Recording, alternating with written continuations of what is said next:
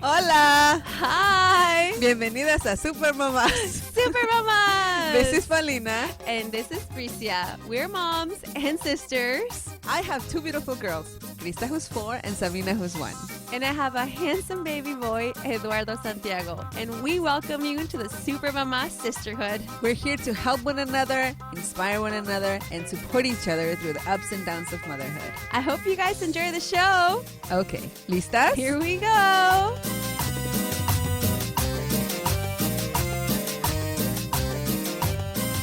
Hi, Super Mama. Hola. This is Bricia. And this is Paulina. And this week on the podcast, you guys, we have one of the best shows we've ever done. Right. This definitely, I think this might be my favorite show so far. I think so too. I think so. It's an amazing, amazing show, an amazing story, an amazing man. Mm-hmm. We have a man. We have a man. A great man. A great man. Edgar Aguirre, who is going to come and tell us about his journey of an adoption. Yes. His journey and his adoption process. Him and his wife adopted 2 kids from Mexico, a 7 and a 9-year-old. And he's going to talk about that. And then my sister and I, we're going to share with you guys some wonderful news. And we're going to tell you all about our week. It just was so much. We try to put as much as we could, but you know. It's a long show, but I promise you guys are going to enjoy it. Okay, guys. I hope you guys enjoy the show.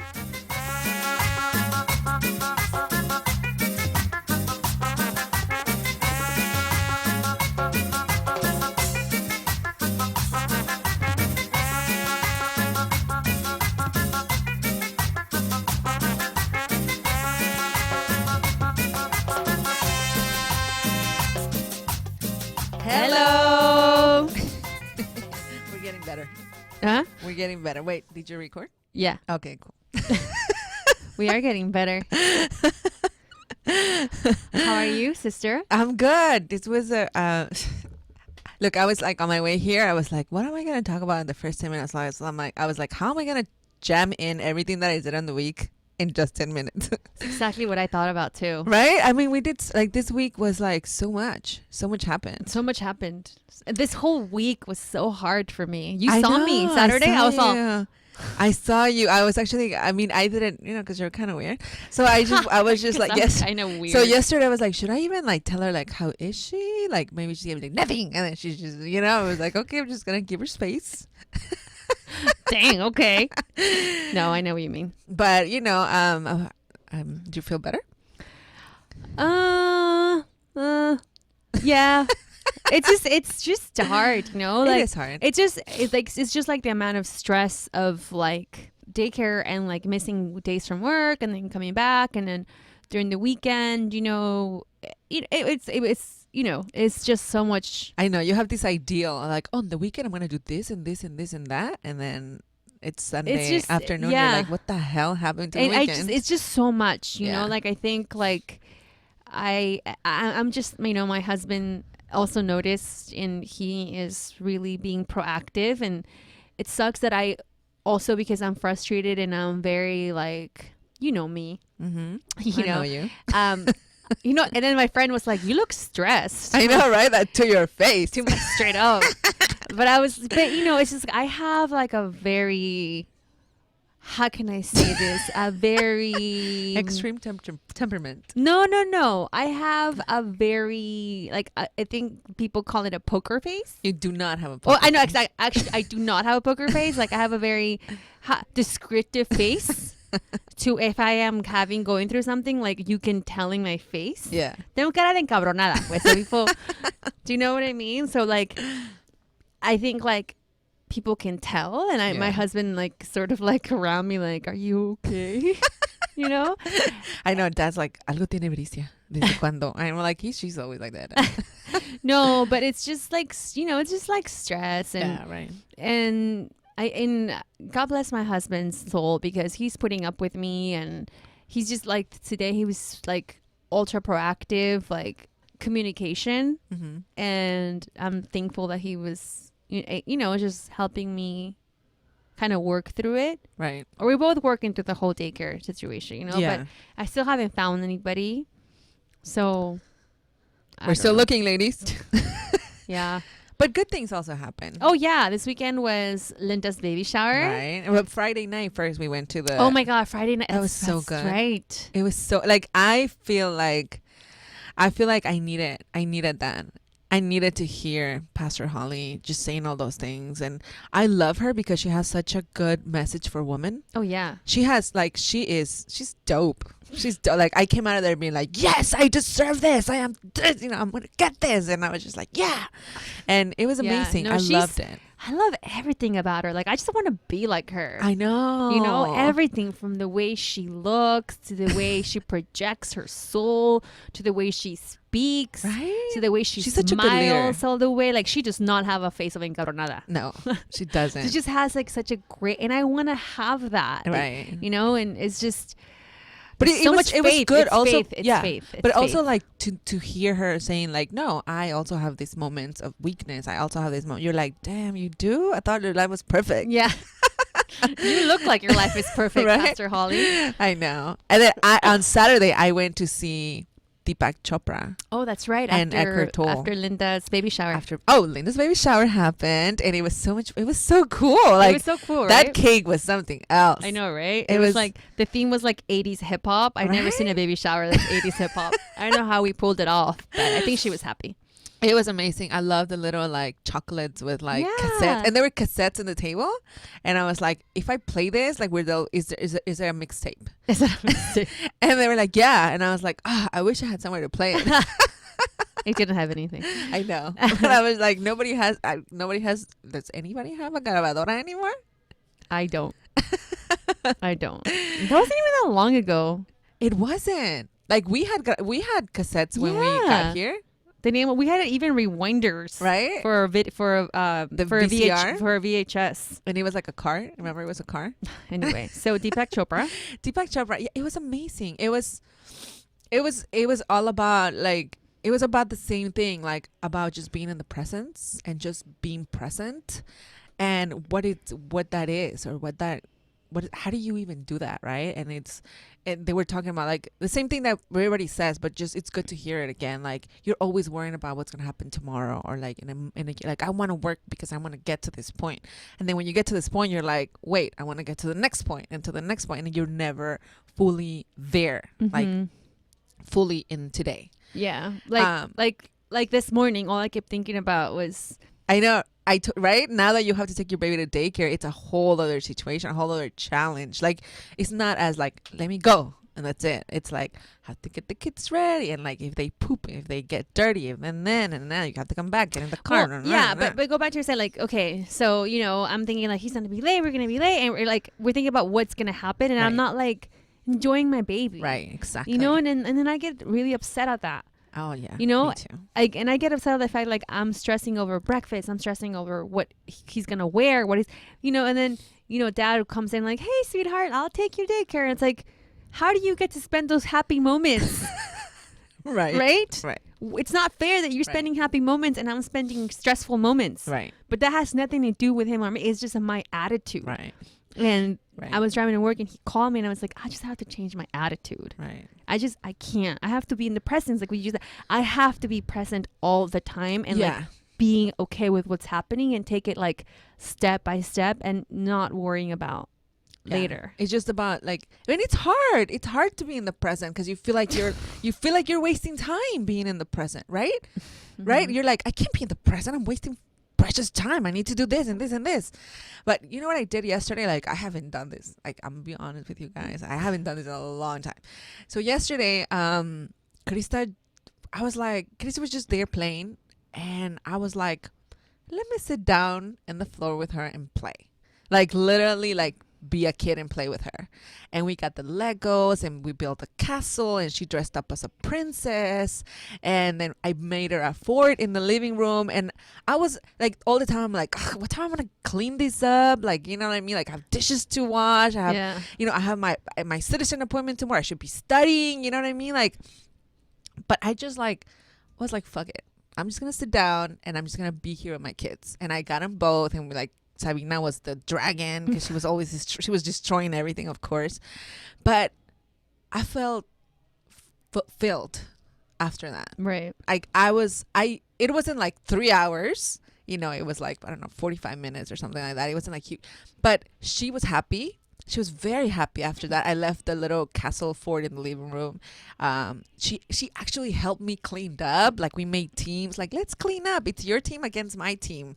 And then, like, Wow. I'm the block team and you're like the wood team. And then so she happily did it. And I was like, like sometimes we just lose that. We just like, no, I want to do this instead, or, and then of course the dishes were dirty for like another 45 minutes, but nothing happened, and she was happy and I was happy. And then we just bonded and, we played, and I was like, I need to do this more often. I do. I know. You know what I mean? Like, you talk about how like your baby plays with your husband and they do this and they do that and they have a good time, right? I know. Like, yesterday I went to the seminar. I spoke in a seminar for San Juan, this artist in LA who's crazy. Shout out Sam. Dope. She doesn't listen. She's not a mom, but she's just crazy girl. And I left home, and I left my husband and the baby, and I was like, okay, you guys are on your own. I left. And then they went to the park. They went to get new toys. They spent time they were playing, and I'm like, why don't I do that?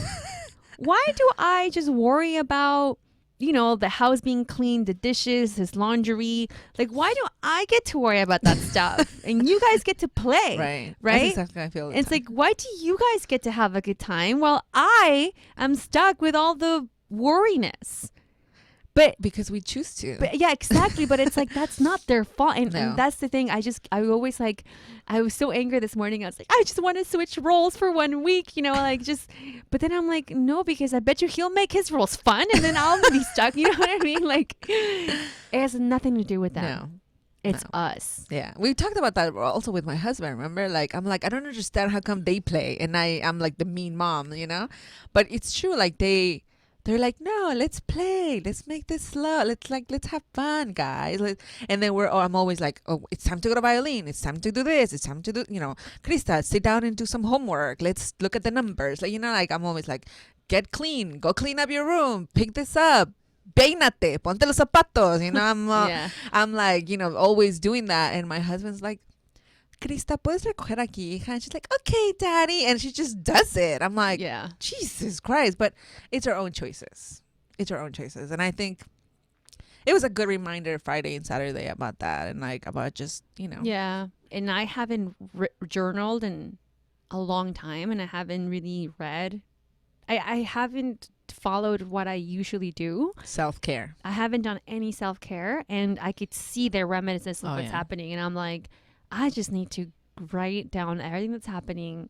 So, because I have all this like anxiety this weekend, even after gut checks, I was there and I felt it great, but I need more. Right. I need to really take some time on myself and just write down everything that's happening, just journal, do my own therapy, and then just feel better. Yeah. We always say that we have self-care, like, oh yeah, you're like, oh, my baby goes to sleep at 6 and I have all that time for me, but you don't really put it on yourself. You know what I mean? Because I have to cook now. I have to make dinner, then I have to whether I have to edit the show or have work afterwards, like return emails, I have to clean up, or you're just everything exhausted. else. And then I have to go to sleep early, because if I don't, I won't get enough sleep to wake up early the next day to get the baby ready. Like, it's a work in progress. Yeah. It's very stressful. It is very stressful. I'm there most of the time. This is a good weekend that I'm like, oh yeah, this happened, but most of the time I'm there too. Like, ugh. I mean, I'm hoping that like probably by tomorrow I'll be like, what? No, but the thing, it's like we can't allow ourselves to get there, and we have to. It's hard to be okay. It's hard to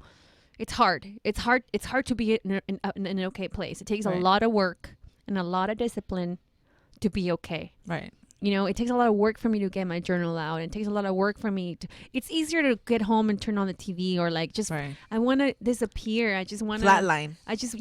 My therapist always says that you just want to flatline. Like, you just want to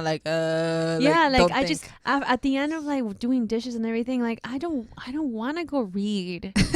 You know, I just want to sit down and just watch nonsense on television. Do you get me and now? get a glass of wine. Do you get me? Yeah, You're like, come here and read. I'm like, because by 10 p.m. I'm like, let just me put wanna some have a Grey's glass- Anatomy on and be like, just Yeah. don't want to think But about that's the easy out. Right. That's an easy cop out. It is. And we can't allow ourselves to get an easy cop out. We have to work Right. hard. And we like, no. Or getting up in the morning and like getting up and go. That's hard. And not staying in your bed like for like 10 minutes, like looking at the sky or grabbing your phone and being like, I don't anymore. I you know? I already know, like, after all this time, like, it literally takes me 2 hours to get out of the house. 2 hours. I already, like, no matter what happens, 2 hours. So if I want to, like, get out of the house at 9, I have to wake up at 7, I have to get out of the house at 8:30, I have to wake up at 6:30. Like, I already know. And I know if I'm late, like, if I'm, like, 30 minutes out, I'm like, that, I'm screwed. I'm 30 minutes behind all day long, you know? But it is hard. It is freaking hard to do this. But there's also good things. Yeah, but there's great things. And you know, and one of the other things is just also always be reminded of the good things that are happening in our life. We don't. Like always like remember all the good things, you know, like remember, just think of the goodness. So think of like how beautiful our children are, and just think of all the blessings that we actually have, you know. And anyway, and one of the blessings that we got, you guys, we have a huge news for you guys. I know, it's so exciting news. That we're finally able to share with you. We haven't been able to share these things with you, but it's finally like final, and we can finally tell you guys that our podcast has now being endorsed. We have our first endorsement ever. I can't even believe like it's happening, but a great company, you guys, that we love, that my sister and I are actually users of, fans of, that we love their products, use their diapers. We use their cleaning stuff, which is 7th generation. I know. I love that. I mean, I've used them for a long time. Yes. So when we talked about what companies do we want to work with, we said we want to be very careful about the companies we want to work with, because we have always kept it real. Yeah, we always keep it real. We always keep it real. So we don't want to bring something in that we're like, we never used, and we're like, oh, I love this product. Yeah, you know like what I mean? a fake commercial. Like, hey guys, when I'm tired, I like to clean my room with this one. You know, like there's nothing worse than like faking stuff. Right. And I remember like when we told Mom about that, she was like, I love that soap. I'm like, shut up, Mom. You always said that it made your hands like, I don't know what. She's like, no, but I love it now. I'm like, yeah, of course you do. Yeah, and that's the thing. Like, I think also like our parents are so used to using certain type of cleaning products. Oh yeah. Like changing your cleaning products is such a huge thing. Huge. Because like it doesn't smell right. No tiene suficiente cloro. Yeah, like you know what I mean? You're always thinking of like it doesn't, you know, it's like you have this like fascination with like certain like things that you have to use because they smell a certain way, but we never even look at what's inside it. Never. We never look at the at the ingredients. No. We never look at those things, and that's our family. My kids crawl on that floor. Yeah, like they eat out of my. Yeah, sometimes my kid picks up something from the floor and eats it. Oh, she doesn't. Do you know what I mean? Yeah. Like. Right. Hello, do you want to put something on your floor that just happens to smell good because there's some do you know what I mean? Like something you don't even know what it is. So you guys, my sister and I just wanted to share the 7th generation news with you guys. You will be hearing not advertising, but you'll be hearing us talk about it and saying that we are being endorsed by them, but just know that we're totally being real. Right. And we, they know that we're only doing the products that we genuinely love and that we use. So good news. Yay! We actually have an endorsement. Thank you guys for, And it has to do with you moms. And thank you guys. And just give them a try. 7th generation is such a great product. Right. I love their dish soap with the lavender. I love lavender. They have the lavender dish soap, and I've been using it for such a long time, and I love it. I buy the huge package. Yeah. And we also have such a great guest today. Oh my god, you guys! Today we have such a great show. Yeah. I think it's my god! Literally, we haven't even put it up, but it's been one of my favorites. Our guest today has such good energy. I love people like that. I don't know, he's just a good person. You know what I mean? Like, he left and I was like, oh, it's a him. It's a him. Yeah, I It's know. a him. It's a him, guys. It's a boy. It's a boy. And when he left, I just felt like hugging him, like, take me home with you. Adopt me. Adopt me. Yeah. But yeah, he adopted 2 kids. I know. He adopted a 7-year-old and a 9-year-old. Right. Now they're 9 and 11 from Mexico. From Mexico. And he's going to come in here and he's going to tell us all about his journey with his wife. Right. And it's such a wonderful episode, you guys. Their story is beautiful. Feel so lucky and blessed to have to know this man. Right. I feel so just happy that he was here. Right. And that he left this energy in this room.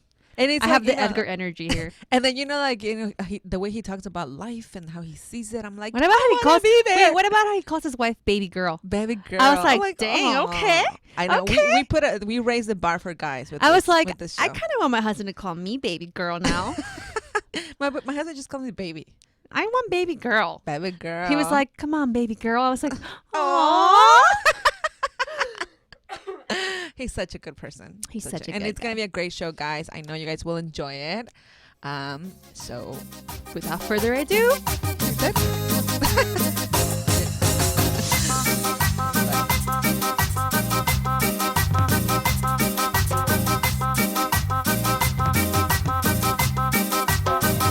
Excellent. we're back. Hi, we're Hi, back. mamas. And I am so excited about today. Me too. It's such a great subject. Because one, we have a man. We do. It's one of the first, besides your husband. I know. We do a lot of man bashing here. Sorry. And I feel bad because we have like the best man here. I know. So now it's like, when you guys hear this guy's story, and when you guys hear him You're gonna speak, be like, you're gonna be like, why can you be like that to your husband? We're putting high standards No for men out pressure, there. right? Hey, okay. So I met Edgar. Edgar, I think I met you like 3 years ago, maybe. Uh-huh. And oh my gosh, you guys! And my brother and I were having this conversation last night, yesterday, because I told him that you were gonna be on the show, and I was like, "Dang, Edgar is just like a good human being." He is. And after you hear the story we have for you guys, I'm it's like Edgar's what? just like a good human. Thank you. Like not even like a guy. Like yeah, you're a guy, whatever. But it's like, and he's like, I know, right? And it's so, and it's sad that the fact that we get so like taken back when we meet a good human being. Yeah. Oh yeah. You know You're what I right. mean? Like, shouldn't it be the norm? Like, oh yeah, Edgar's cool. Yeah, like everyone else. Wow. But welcome, Edgar. Thank you, Bricia. Welcome. That's tough to like. Thank you. That's the best way to start a week. I appreciate the kind and lovely words that you shared.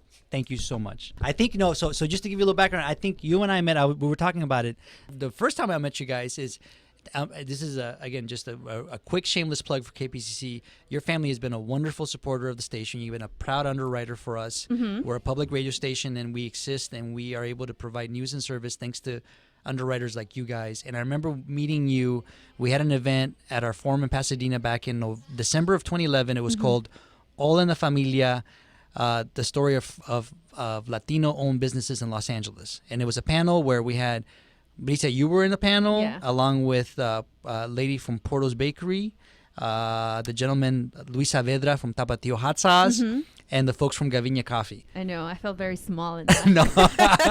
No, but it was great. Like to this day, I still point to that as probably the most satisfying and the most lovely event that we had in our forum. And it was the beginning of an effort to say, we want to make sure the Latinos in Los Angeles feel like KPCC is part of their family and that we are reflecting the stories of the community. And from there till now, we've done a lot of work that I don't take credit for. It was the whole institution, but it was thanks to you guys being part of that. But it was initiated by you. Thank you, Bricia. He's the initiative It was director. Yeah. so thank you for being part of our family, and thank you guys for being great underwriters for KPC. We love you guys. We love you guys. And we love you too. But let's get to the show, you guys. We actually received a message from a mom a while back because she was looking into adopting a child. And in our culture, it's really hard to find parents who've adopted kids. Right. It's kind of not seen as like, especially because And again, because I'm man bashing, it's very Right. like macho, like, no, es va a ser mi hijo, you know, it's very Right. like that. Right. And then Right. your parents are always like, no, tienen que ser tus hijos. And, you know, Right. like a woman has kids. It's their culture, Right. That's what sadly. you're for. Yeah. To have Yeah, kids. That's what your body's meant to Yeah. do. And, you know, sometimes biology doesn't allow a woman's body to have kids Right. or the men's, whatever it is. And there's moms that go through it's sad. It's Right. a very sad period in someone's life, and then to not have the support of your community or your family. Right. And I want to adopt, but like, how do I do it? You know, Right. and then my brother told me, you know, Edgar adopted kids, and I was like, and I didn't know that, Edgar. I had no idea until he told me, and then when he told me your story, I was like, oh my gosh, he needs to come on the show. Yeah. And I know we had this huge conversation before we hit the record button, but just give the moms a little bit about your background, where you're from, where your wife's from. Yes. First and foremost, thank you for inviting me. I think I'm a pioneer. I'm the first male on the podcast. Yeah. Thank you. I am honored to be here, and congratulations, you guys, on launching this. I had the privilege of listening to your episode last week, and we were commiserating about. I just love the honesty and the voice of the podcast, and you guys were talking about the challenges of childcare, and it was a very honest human moment that really just when your heart was broken, mine was too. Because I know how that feels like. So thank you for providing a platform for this beautiful conversation to happen. I'm honored to be here, first and you. foremost. So thank you. And thank you for inviting me. A little background. My wife and I have been married for about, coming up September, it's going to be 15 years. Shauna Leah, she's the best thing that ever happened to me. And I'm just a lucky guy. And we wanted to have a family, right? And about halfway through our marriage, about 10 years ago, it's just, we just didn't, the biology wasn't there, right? We tried, and we were trying with a lot of heartbreak and a lot of dark days, for us, because it was the challenges that you had spoken to, maybe cultural, right? Of being a Mexican American, trying to have my family, and you see armies of little kids in your family. You're like, how come I can't have one? No, it's heartbreaking, right? Because it's like everybody's having baby shower, baptism, the rites of passage that you grew up with, right? So for me, it was very difficult. It was very challenging, and I think it was just a very hard time for me to get through. But thanks to my wife, and thanks to a lot of work, thanks to a lot of therapy, which is another taboo that we talk about in our community, right? I got a lot of help, and I got in the right frame of mind to think about how to rebuild and how to move on with my family and building a family, because I wanted to be a father. So my wife and I tried, different ways. The first path that we researched was foster care. And we got certified, and you get, you have to get a lot of classes, CPR training, the whole nine. And we did it, and we got a placement. And I was telling you guys that, we wanted to get an infant, and we were hoping to get, being here in LA, Latino kid, African American kid. Our placement was a little white dude, little blue-eyed güerito. It was like the Gerber baby. And I'm like, it was like, what? Beautiful little dude. And I won't tell you his name just to protect his privacy, but beautiful little boy. He got into our house. And we had him for about a month, and it was just like, wow, it was crazy. And he was how old? He was 6 months old. He was an infant, and that's what we wanted. We wanted an infant at that point, and he got placed with us. And unfortunately for us, but luckily for him, he got reunited with his family, right? And so we're happy for him, but it was heartbreaking. And Okay, I'm gonna interrupt you here please. because you did tell me that story, and then I'm sure I'm not alone, because I don't know what the foster care system looks like. Yes.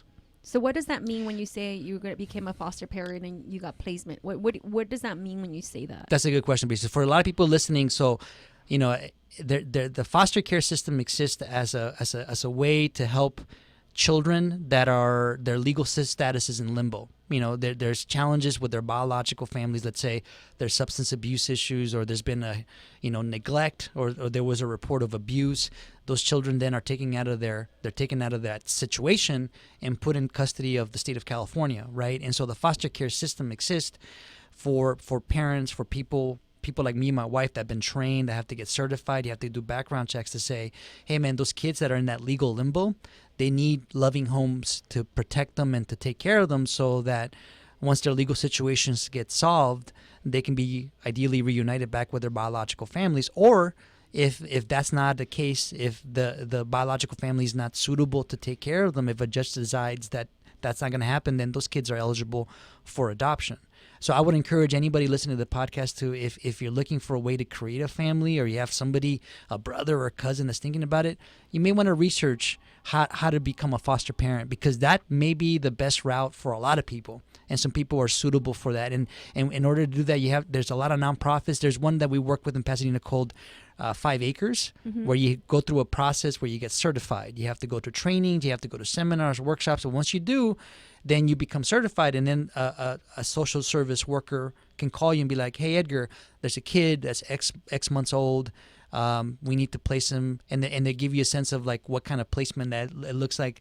This is going to be a long-term placement or a short-term placement. But a lot of kids in LA County, that's the way you adopt them, foster care through adopt. And then you run the risk of the kid going back Yes. to their parents, or if you want, or you could actually legally adopt them. Correct. That's Okay. it's a leap of faith, right? At that point, I think ultimately, you go in eyes wide open, and I think my wife and I were projecting a lot of things. We're like, oh, well, we're going to get a placement, and then that's going to be a pathway to adoption.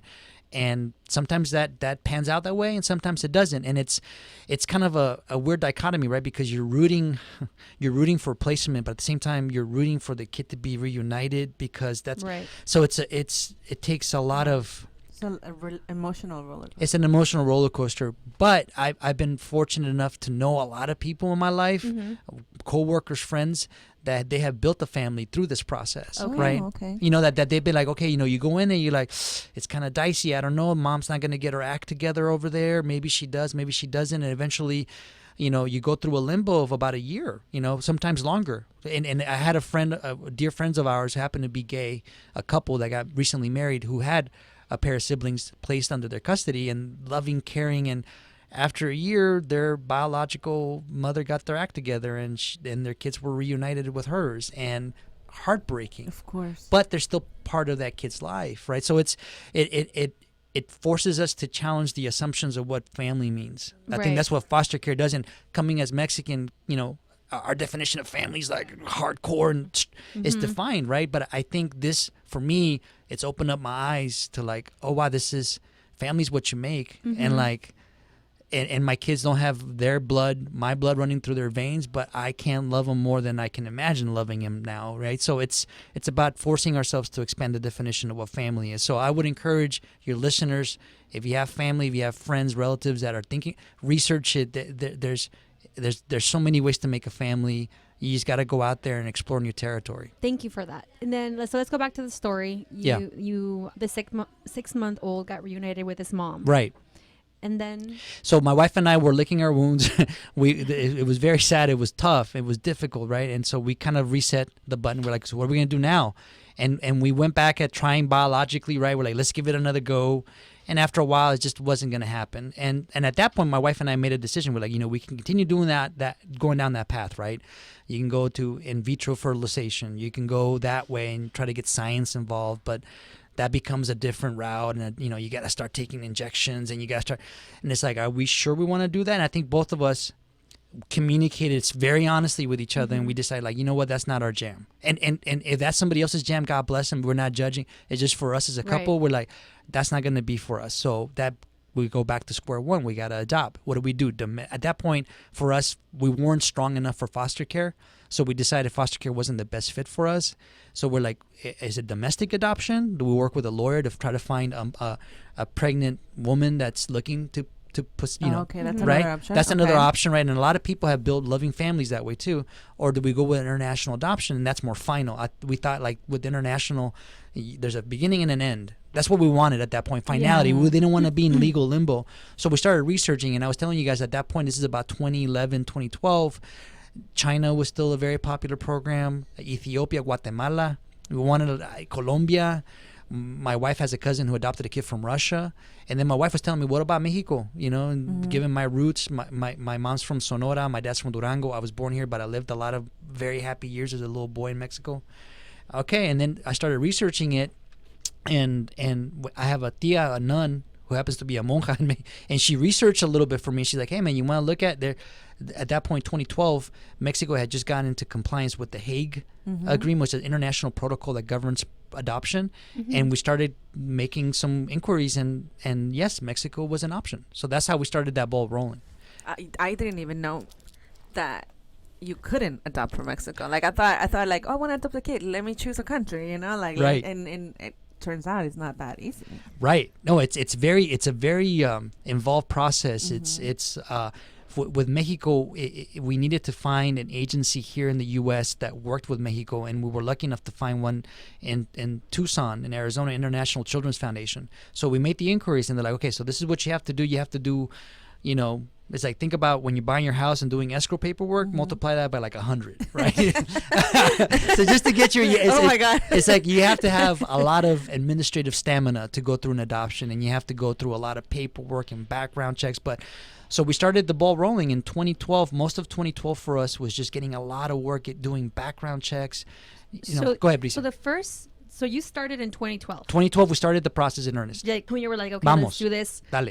Let's go full on like Right. 2012. Right. Now, when you started in 2012, did you know how much money it was going to take, and did you know how long it was going to take, or were you kind of like, let's go, and then you're like, what? Like 4 months later, like, where's my kid? Yeah. And why am I spending all this money? No, that's a good question, Bricia. I think for us is like at that point we're like, it's about committing to a process, right? Because like at that point, as I share with you, we kind of exhausted the other options. We're like, this is our one shot to make a family, and it's gonna take. I think at that point we were kind of sober. We were like, it's gonna take about a year or two to get this thing finalized, and once you make that decision, you got to go with it. And I think ultimately for us, you know, it was about committing to that process. But once you get in it, it's the human emotions of patience and about running out of it really kick in. So you have to continue staying true to that. So yeah. So we knew it was going to take long. We knew it was going to take at least a year or two. And I'm always the optimist. I'm like, no, ¿sabes qué? Almost like, you know, it's going to be peladita. And like, no. And my wife was more the sober voice. It's like, it's going to take longer, Edgar. Let's brace ourselves. This is a marathon. This is not a sprint. So it's both of us, and I think both of us, that's why we work as a couple, because one of us has the different kind of energies. Mm-hmm. So we went through it. So 2012 was about putting all that paperwork in. At the end of 2012, we submitted all that paperwork. And then a whole year. A whole year of doing a lot of paperwork, a lot of background checks, we had to have home studies, people come and analyze your house, you have to go to a therapist and have them psychoanalyze you, financial background checks, criminal investigation check. We're squeaky clean. So I'm proud to say, I mean, you're sure now I'm a halfway decent person, so is my wife, but so we have to demonstrate all those things, right? But the thing is, in hindsight, it's like, wow, that was preparing us, because you take inventory and it's tough, and you're like, you feel part of this process is, how come they get to have a kid and nobody cares, right? Nobody cares, nobody checks, nobody does that when you have a regular kid. And for us, have to deal with a lot of the emotions that we had about not feeling like we didn't get the chance to have our own. And it was having to work through a lot of those emotions. But this process, I look back at it, 2012, I'm like, that was halfway preparing us to get to this point. It's a blessing. It was a blessing getting in that frame of mind where you have to work and fight towards it, because that's what parenting is. It's a lot of work and a lot of fighting towards what you believe in. And I think you guys had to go through the physical manifestations of being parents and the trials and tears and pains. I think that was our labor. Right. Our labor was going through like mountains of paperwork and dealing with administrative bureaucratic nightmares. That was our labor. And I think that halfway prepared us. And so 2013 came, and that was a waiting game. And the waiting is what really breaks your heart. Right. You know, because at that point, my wife and I was sharing with you guys, we wanted a pair. We wanted siblings. And we were open to gender. And ideally, we wanted them to be infants, right? Because we wanted, yo estaba culeco, right? I was like, oh, baby, the Mexican thing you talk about. Yeah, right. Yeah. And that's, thank you for saying that, because I can only speak for myself, but maybe perhaps a little bit for the culture, right? There's a strong thrust towards patrimony and like mijo y yo y hombre, right? And like I had to work through that and put that to bed and make peace with that, and I had to make sure that I was cool and comfortable with the idea of being a father to a kid. And I'm like that, and so I worked on that, and I think I made a lot of progress towards that idea. So the time, so going back to your question, the waiting was actually a blessing, because it helped me work through a lot of this stuff and put a lot of peace to and these. you went to therapy. A lot. and Raza, dude, it's like, my sister's been, you know, she's been an inspiration to me, because she actually about 10 years ago started going to see a therapist to deal with some of her depression that she was dealing, and she owns it, and she's been my inspiration, because she kind of broke new ground in my family, because a lot of this stuff is taboo. And Oh, that's my sister. And we talk about therapy in this Thank show you. all the I time go to because therapy every Thank day. Paulina you. goes to therapy. God Because bless of you. the same thing. And then now I my had brother goes postpartum to depression. thank you for being. My brother goes to therapy too. Thank you. yeah. You know, the more we say that, man, the more Yeah. common it There's becomes. nothing wrong with There's that. I nothing think it's wrong with very therapy. brave for someone to go to therapy. You know what I mean? Yeah. And we talk about therapy all the time here. This is, It's beautiful. Mhm. And so we did a lot of that, and then 2013 was waiting.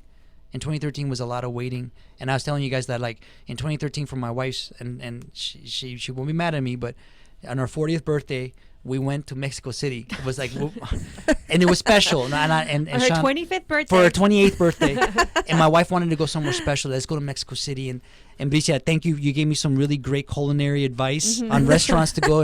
If you guys go to Mexico, Yocan is beautiful. There's a lot of. If you want some restaurant recommendations, Bricia has your Bricia. Mexican Yelp. She'll hook you up. Thank you. We had a great time. So Mexico Oh my was God, magical. Don't say that. You're getting enough requests as it is.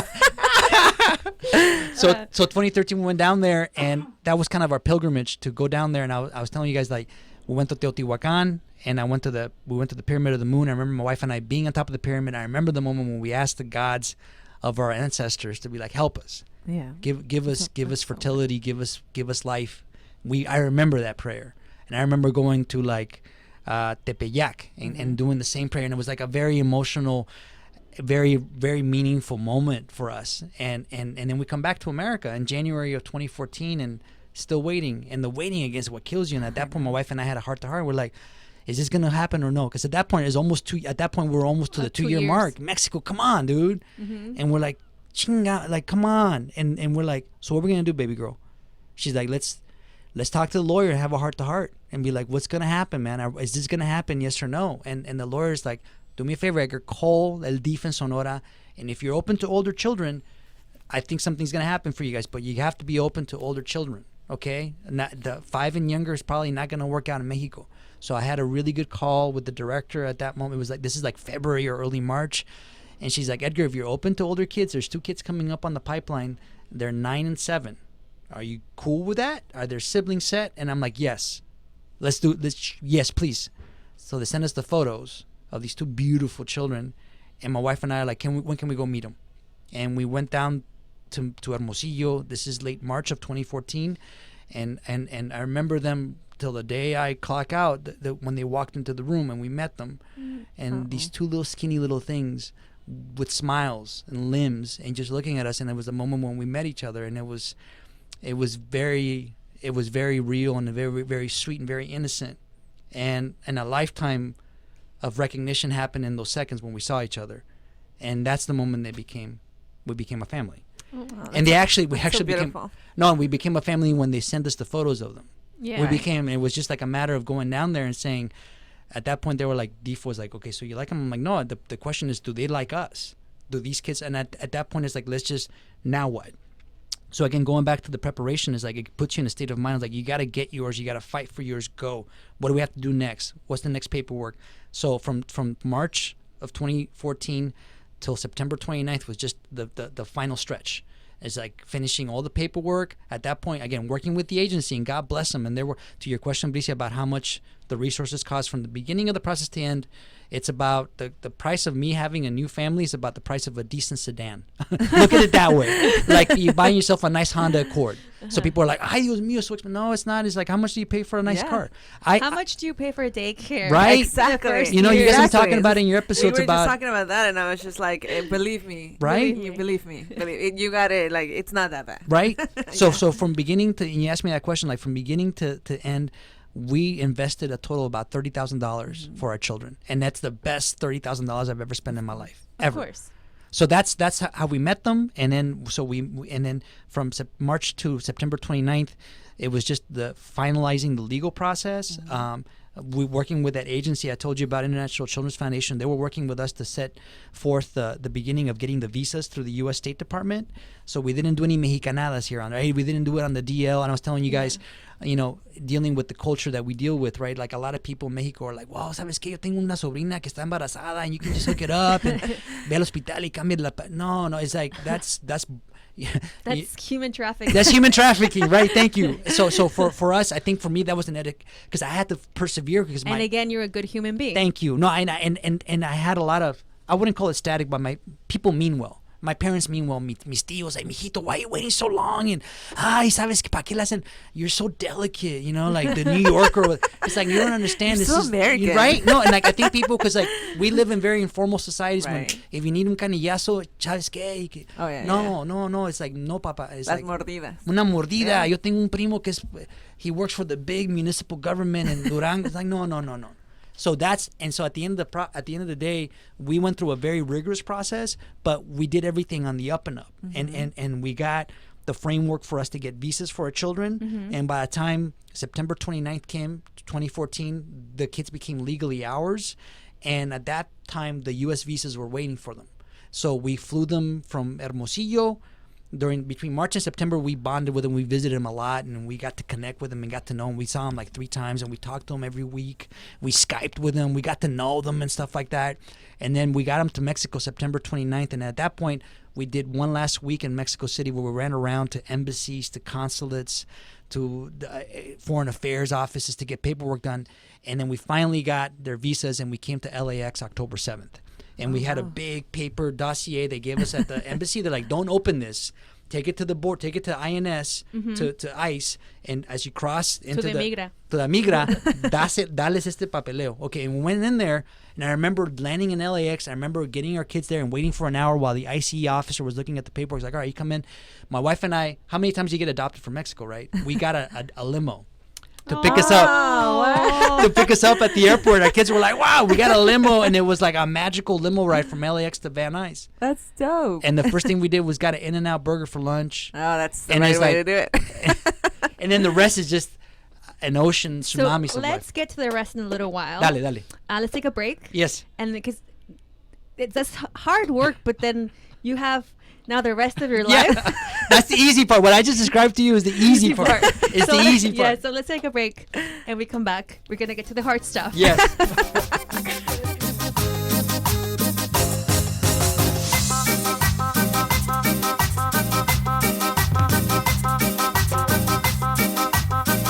And we're back.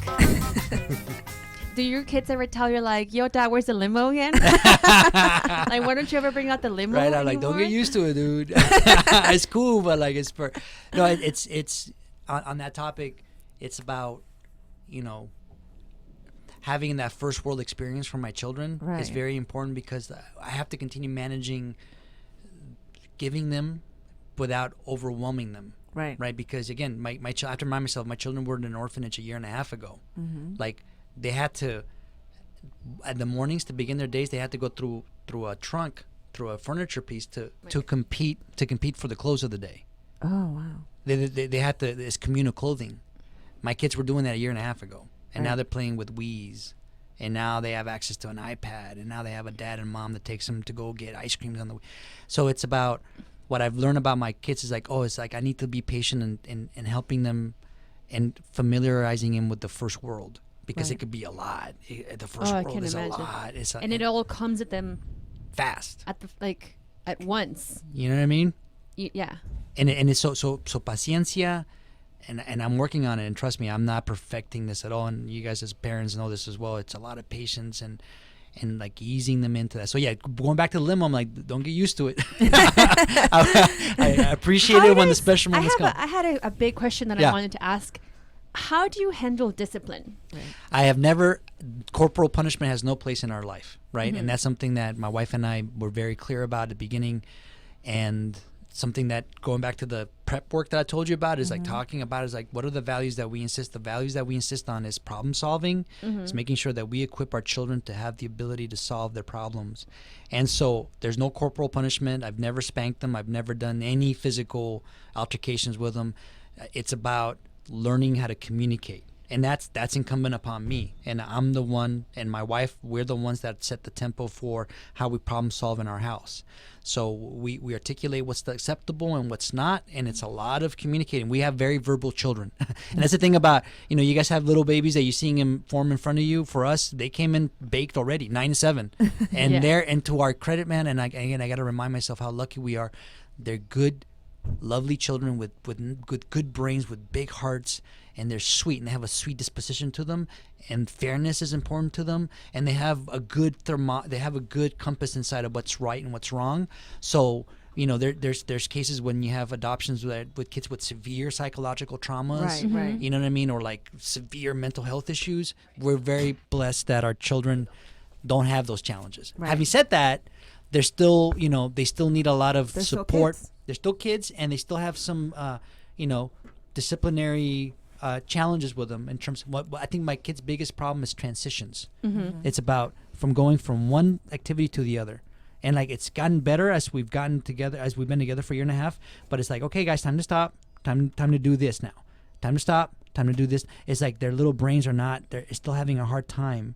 And I think one of the things that we're dealing with and we're trying to manage is anxiety of like something good finishing, because they haven't had a lot of good things in their lives. Right. Like fun time, play time. They're having, especially, They want to hold on to it. it's over. It's going to happen again. And then the more we show them that, like, hey man, you're going to have this again. Trust. Right. So I think to discipline, Bricia, a very good question, because I don't claim to have mastered it at all, and I need a lot of help, and I need to manage my own emotions, because I've realized that through parenting my children, a lot of my parents' playbook has come out, and I would love to, because we can discuss that, but to say, oh snap, I'm using my dad's playbook, and my dad's playbook is a playbook that's half a century old that he got from his own. It's a Mexican philosophy. Very, right? Yeah. It's hard to detach yourself from that, because I live that every day. Right? I'm like, all of a sudden my mother comes out of my mouth, and I'm like, oh my god, like I always said that I didn't want to like yell at my kids, and then I'm like, I'm yelling all of a sudden, because that's just the instinct, because that's what you've learned, because you don't know what other things look like. Yeah. So I think it's a challenge also. I mean, I have the same challenge as you. Yeah. So it's just a lot of work. It's just a lot of work, and I'm just trying to like learn new things. Like it's just learning an alternative. Yeah. Because nobody really teaches you how to be a parent. No. And you just gotta do it. Right. And do you take them to therapy as well? So thank you for asking that. We started. So it's been like a therapeutic like adventure for all of us. It's like when we started, we found. When we first met them, not a word of English. Like, hello, como, what's your name? Nothing, right? So we met them, no English. And the first thing we did when we met our kids, when we met them and they officially became ours, we bonded with them. We spent like 3 weekends with them in Mexico. We brought little cartoons, little flashcards, like, hello, my name is. And I remember the DVDs that we showed them, right? So when we came to the States, before we got them, I found a therapist. I was doing a lot of research in the San Fernando Valley. That's where we live. A therapist that was bilingual and that had a little bit of experience with adoption. I couldn't find one with adoption experience. I just found like a regular family therapist. She was lovely. And so as soon as we got here, a couple of weeks into it, we went and saw her. So we got the train rolling on them. I'm normalizing the therapeutic experience. And I think for them being in the orphanage, they had a nice therapist that was working with them. So we talked about emotions and feelings. And then, the power of America, within 6 months of getting here, by the spring of 2014, they were English. Their English had already exploded. I remember when you guys got, I was born here. I left. When I came back, I was 9. I asked my dad, like, Dad, how long did it take me to get English going? It's like about 6-8 months. That's when you guys started speaking. So my kids, true enough, 6 to 8 months. At that point, we were able to segue and find a really great therapist that was English speaking, that had a lot of experience with kids that it's called RAD, radical attachment disorders, kids that have been through trauma, kids that have been adopted, so we were able to talk with her starting last spring. And we're actually scheduled to go back and talk to her next weekend, but setting a tempo for us to talk. And not only the kids, right? And what I'm finding is 90%, going back to your question about discipline and therapy, 90% of it is my work that I have to do on my own. Right. So I've been going to a therapist, last spring when we started talking to a therapist is when my wife's like, okay, that's great, Edgar, but you have to go talk to a therapist. I'm like, that's right. And my wife's seeing a therapist this evening. So it's kind of like it's just owning it. I think it should just be like an activity that you put in your family. Yeah, it's hygiene. Yeah, it's like flossing my teeth. And I tell my children, I'm like, hey, Daddy, how was your day today? He's like, I went to see my therapist, Pat, because I'm trying to be a better dad. I'm working on, and I think it's kind of like you guys is I say the word that I use the most for like last 18 months is sorry. I've apologized to my children, and I'll apologize to them every day. I'm sorry, baby. I'm sorry I was really upset last night. I'm sorry Daddy was being a jerk. I'm sorry that I did. I'm sorry. But I'm showing them that the power of saying sorry and the power of taking responsibility for your actions. Owning it. Right. Yeah. So to your question, Bricia, is like I'm trying to show my children, own it. My bad. Daddy is my bad machine. I'm like, my bad. I made a mistake, guys. Please forgive me. And I'm doing that on a regular basis, and it takes a lot of pride. I've had to conquer my pride. You know, this disgusting machismo inside of you about you being right and like not being. It's tough work, and I haven't mastered it, and I don't claim victory. But I think therapy has allowed me to do the hygiene work on a weekly basis to say, oh snap, this is coming from this place. Right. Mijo, mija, please forgive me. The reason Daddy did this, so can you help me? And then have them help me, and work on each other, work with each other to help build a family. It's all of us. Yeah, because I can assume. And did your wife speak full? Was she fluent in Spanish, or did the kids make fun of her Spanish? Se defendía, right? My wife, my wife, born and raised here in L.A. in Duarte. She was born in Duarte. She grew up in the high desert. Her dad is Anglo. Her mom is third generation Mexican American from the east side. And so when she went to college, she studied Spanish. Mm-hmm. She studied in Oaxaca for a summer, as a matter of fact. Good woman. Smitten by Oaxaca. She goes, I remember the orange juice. And like the delicious oranges. The $1 orange juice, You know what I'm that saying? you'd never get here. So she said se defendía. She knew Spanish. She can have a conversation. And you're right. The kids were like, ¿Qué? Así no se dice. Like, but they weren't being mean. They were just being kids. And now when they learn English, my wife's like, hey, man, remember when you guys used to make fun of me? Okay, that's what happens. So holding up mirrors, I guess. I think that's our job as parents, is just holding a lot of reflection to our kids. Be like, ¿sabes qué? Así se siente, mijito. Don't make fun of people when they're learning a language. We don't make fun of you when you're, Right. So my wife can converse, and she did a great job at the beginning. And then, like I said, 6 months ago, now we speak English. It happened. It was like, wow, America, bam. You know That's what I mean? crazy. That's crazy. Kids are Kids, right? sponges. Don't forget Yeah. about But it. we did too. I was 10 years old when I moved here. How long the did it first take you? time. have Less no than a idea. year. Less than a year? Yeah. How about you, Paulina? How long did it take? I don't remember, but I know I think because I was the oldest, I was 13. Okay. It took me a little while. Yeah, I'm still like to this day, my English is not perfect because I still think in Spanish. Right. But I remember learning from the Power Rangers. Yeah. That's awesome. Power Rangers were like English teachers, and Yeah. you're just thrown in this there was no ESL, there was no Right. bilingual education back there was no Crazy. I didn't even make it to ESL, they just threw me in regular classes, and I was just like, Sink or swim. I know, I was like, okay, so then you have to Right. learn, and then you just do. Yeah. And what grade are they in now? My mijo is in 5th, mija is on 3rd. So there's a lot of, you talk about parallels, and the gift that they given me is a lot of like me reflecting on like parallels in my life. I was 9 when I came to America. So I was born here. My parents left to Mexico when I was 5, came back not knowing a word of English, and I was 9. I met my son when he was 9.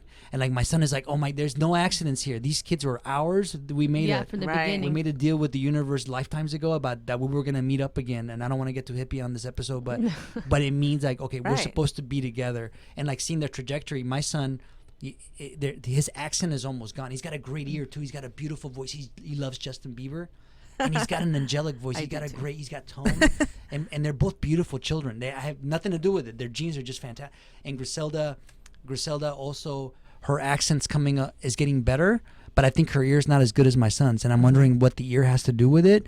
But right now, full on immersion English, because I think for us it's like the priority is for them to learn English as fast and as well as they can, so Right. they can thrive academically.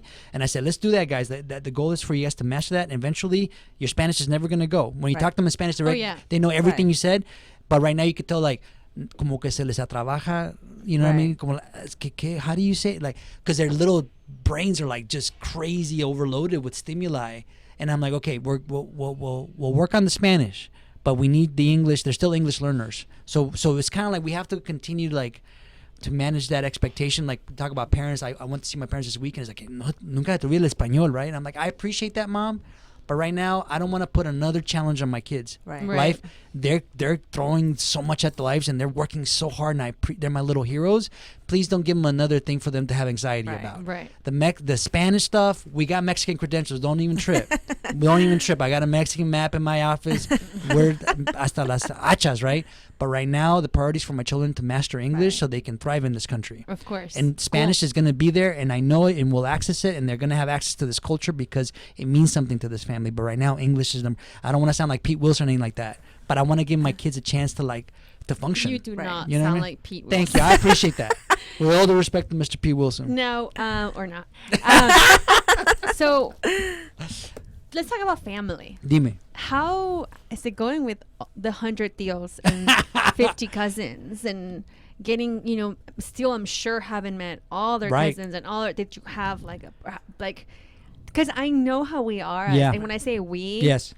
I am talking about all our culture and specifically Mexican culture, bringing an adopted kid into the family. Yeah. I was saying earlier how you said in Spanish, like, es que es adoptado, sounds Right. so much different than saying, oh, he's adopted. Right. Like Feel the you. word has like a heavy, Yeah. heavy stigma to it. Right. Oh, so how has it been? I've been. That's a great question, Bricia. I've been blessed, and I'm very lucky that my family's been very supportive, right? And I think because we've been doing we did a lot of education. They saw my wife and I go through what I shared with you guys, and they saw us work so hard to get this, and they're like, Edgar and Shauna get to have a family, so they're happy for us. And I think on that, I give them absolute credit, and I appreciate my mom and my dad and my siblings and my extended family. They've been none but love on that. Having said that, like you said, there's aspects of the culture that are limiting in terms of the thinking about it, and not so much my family, but in general, right? About like adoptivos son diferentes, and I think what I've used that I found really empowering for us is to say, not to like describe my kids as adopted, is like we are an adoptive family, so that it's all of us. I'm an adoptive dad. Right. I don't put I'm mindful of my heroic little children, and they've been through so much and they're my heroes, and I mean that. It's like I need to be mindful of not putting so much burden on them because life already has put so many burdens on them. Is to say, nah, we're a gang. We're an adoptive family. He's not an adopted son. I'm an adoptive dad. We're an adoptive family. So like just the simple power of using the phrase, my son is mine. Right. I'm his. We're an adoptive family. So the mitote is like, no, stop it. And like and then the other thing too, you guys know this, being parents is like at a certain point before you had kids, like, ¿qué va a decir el tío y la prima? ¿Sabes que me vale mucho lo que diga el tío? Right. It doesn't matter. That's the thing that I found. Even again, I love my parents, and visiting this weekend, I visited my parents because I want my children to have access to their grandparents, and they're lovely and they're supportive. But at a certain point, I'm like, oh no, I'm not here to please them anymore. Right. I'm here to steward my children, and I think that's the big transformation that I've seen in terms of me, tribal Mexican family. Is like I love you guys and respect you, but my priority is them, and my priority is how they see me interact with them and with y'all. Right. And they matter. Beautiful. And so you know what I mean? So and then you walking tall in your skin and owning your skin and be like, this is me. No es taboo, no es una, some gang, like some horrible thing, nightmare, because people think adoption, this horrible kid over here. Right. Criminal, right? It's like, no, dude, they're good kids. They're fantastic kids, man. They're good. The power of resilience of the human spirit. My children are like, I'm not seeing fighters. They're my heroes, dude. Like it's like I can't even imagine you guys being through what they've been through, and they're here to tell the tale. They're putting me, like they're setting me straight. Right. So sabes qué, lo que digan ustedes, not that they're saying it, but like it doesn't matter. Right. You know what I mean? And so for Good me, for it's you. like, thank you. No, and they're giving me so much swagger. It's ridiculous. They giving it to me, not me. They gave it to me. I always say like, I want to get to that point. I don't know if I'm there in that point in my life yet. And I'm like, I love hearing that when, people are saying, I'm at that point in my life where I don't care. I just do me. And I'm like, wow, like it's an amazing feeling, and you prepared so much for that. Yeah. And you actually prepare and did the work. And I think that's what we all have to do. Just prepare for that and just do what feels right for us. And we always say in the podcast, like, do what works for you. Yeah. Whatever works for you is what you should be doing. And that's it. It doesn't matter what anybody else say. It's hard because, like we were talking earlier, within our culture, judgment, it's such a heavy thing. Yes. We are educated to judge and to be judged. Yes. That's a cultural thing. And, that's just keeping it real. We are Yes. always, that we're always like, it's, I don't know if it's in another culture, but like the chisme in our culture, Yeah. it's so like, chisme is everywhere. Drama, like judging, like, oh, mira lo que está haciendo ella, mira, look at this and look at that. And we just have to get to a point, or we just have to learn to be those kind of people that are like, I don't care what you're saying. Yeah. No. This is what I'm doing, and this I'm is just what gonna works do for me. Amen. This is gonna do me. You No. know? And that's why you guys are like in this by doing Super Mamás and doing you guys and like every time I told people I was coming down here, I'm like, those kids are always doing something, dude. You guys are like opening new business, and like your brothers like micheladas, and I mean, you guys are like this, right? Because I think unfortunately, there's a lot of we are a very backwards looking culture in a lot of ways. We're always looking at the rearview mirror, and like when I find myself hanging out, and again, I love my parents and they're fantastical role models in many ways, but it's like talking about el pueblo y que esto y que like I don't. Yeah. We've done that for lifetimes, guys. It's a different generation. Que como I know what you tío, mean. ¿sabes qué? With all due respect, what are you doing with yourself? Like, what are you doing with your free time, Mom? Like, what do you want to do? Like, give me some And aspiration. I'm always giving my parents books. Yeah? No, it's kind of like I'm always like, Dad, read this book. I gave him like The 7 Habits of Highly Effective People. Eckhart Tolle. You know what I mean? Like, I'm like, read this book, Dad, and then like, you know, Something the 4 different. agreements. You know, like, Dad, just read this. You know, are you reading the book I gave you? When they start talking, I'm like, did you read the book? yeah. Then come talk to me after you read the book. Y al rancho, yeah. Y que el tío, no, it's kind of like, and so I think for the challenge that I have, again, I love my parents and I love seeing, it's like recreating the past. Right. It's going back and like, this is the way it was, and this is like, come visit me and come see. I'm like, I love you, but like, I've been a dad for 18 months, and like my time is precious, and like I'm trying to create magical moments with my children, and like it's different. It's a different ball game. So, but yeah, to your point, Paulina, about like we have to like be mindful, like and when I kind myself up, like it's always get check myself. Right. It's like stop criticizing so much. There's something about it that's almost like organic when it comes out when we get together. ¿Sabes qué? Que el primo y sabes cómo la regó. Y stop. Right. You know, we're gonna start having a new segment that's called Patterns to Patterns. Yeah. Brought to you by Seventh Generation. Awesome. I know. And one of the things I talked about, I mean, that we always talk about is, like we say, patterns that we bring from generations, you know, from generation to generation. Right. Like, how can we change this? Yes. And I think, and this is to be a huge one. Like, let's make an agreement with ourselves, like, for the next month. Yeah. And then, and another agreement that month after. Like let's say no to a chisme. Right. You know? Let's break that generational barrier and that pattern of like, beautiful. You know, that's going to be the agreement for this month. Like, let's like change that pattern. Right. Let's change the cheesement pattern, because love it. We even have a name for it. We call it cheese. The cheese. What's the cheese? What's the cheese? What's the cheese? What's the cheese? Awesome. No, it's powerful, but you have to be very mindful. And I think for me, going back to therapy, therapy has given me the gift of being aware of those patterns. Therapy's amazing. Right? It's amazing. Like, I always compare, and like I've said this so many times in the show, but it's just the way that I see it. Like, somebody told me once, therapy is like throwing up. Yeah. It hurts and it's horrible and it's disgusting. Yeah. But once it's out of you. Right. And you feel so much better. Yes. And every time I go to see my therapist, like, I go in with like a million things, right? And then and she doesn't even have to say anything. Like, it's just me, right? We're like talking.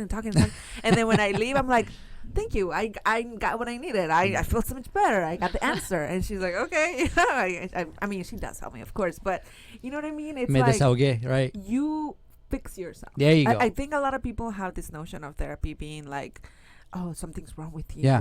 But it's not. You fix yourself. Amen. Nobody fixes you. You fix yourself. And going back to the kids, but you talk about discipline. I think that's the biggest lesson I'm trying to tell my kids is like, look, you've run the gamut. You're a survivor. Right. You've gotten this far, baby. Look how far you've come, and look how much language you've learned. And the multiplication tables, baby, that you've been fighting with me. Look how much you got because you did it. There's no magical pill to fix anything. It's hard work. It's perseverance.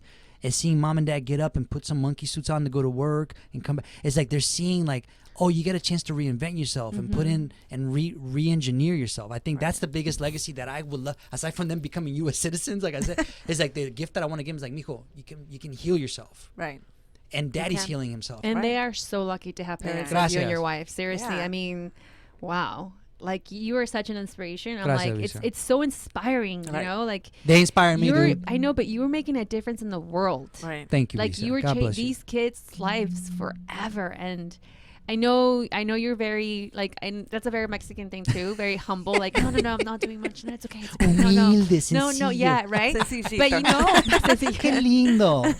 but dude, you Thank know, you. I appreciate it. Coming from you. give yourself. Coming from you guys, it means the world. Like, Thank you. see, there you again. Backflipping the compliment. Like, no, just own it. Thank just you. own it. I You own appreciate it. You that. are a good man. Thank We're you. working on that You too. are- Thank We're you. working on just owning compliments. Gracias. Own. My brother is horrible at taking compliments Oh. too. So you know, take the compliment. you. Don't backflip it. I appreciate You that. know, like you are an amazing human being. You are changing these kids' lives, and I cannot wait to meet them and Yes. to just see them blossom and Right. to have you as a role model for Thank a you. father.